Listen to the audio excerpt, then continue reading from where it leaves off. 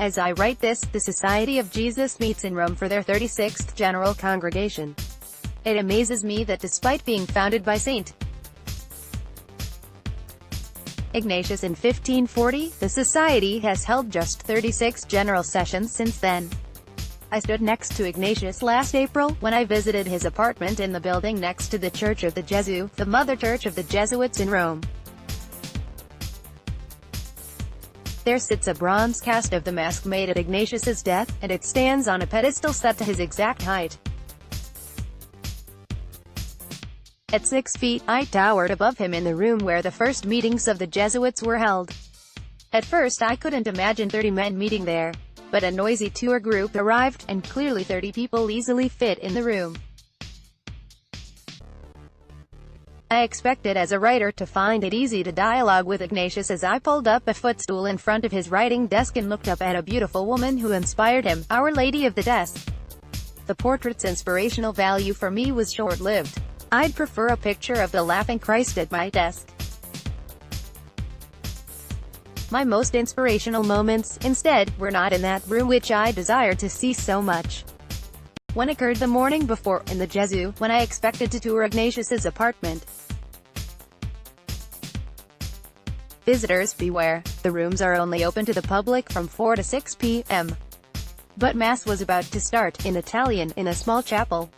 I stayed. The familiar cadence ran through me like the blood in my veins. I knew exactly where we were in the liturgy despite not knowing Italian. I recognized my place of belonging, where strangers are Eucharist to each other. The next day held another blessing. Before entering the place where Ignatius wrote and prayed, visitors passed through a remarkable hallway whose flat walls are painted with a perspective that makes it appear three-dimensional. When my friend Susan and I entered this long anteroom, the late afternoon light dimmed the paintings somewhat. I paused in awe and burst out singing, Take Lord Receive, by John Foley, S.J. I sang with passion and meant every word. As our feminine voices blended in the empty hall, a disembodied male voice joined in. My eyes widened. I imagined that Ignatius sang with us.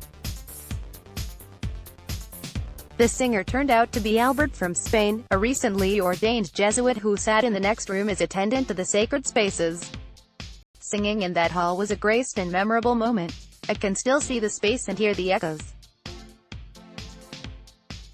Kevin Ladich, S.J., once told me how I could know something originated with God. Its effects are long-lasting, it's outwardly good, you have a desire to serve, you have a talent for it, and others profit. I suppose I have a talent for music and a lack of fear for sharing that gift. I hope others profited. It has certainly had long-lasting effects on me. Because here in October, I continue to receive the gift I prayed for in April, to have a pilgrim's heart. I travel in memory to the Jesuit and pray for my brother Jesuits, as they consider the renewal of their mission in this complicated world. As a woman and a non-Jesuit, I am not of their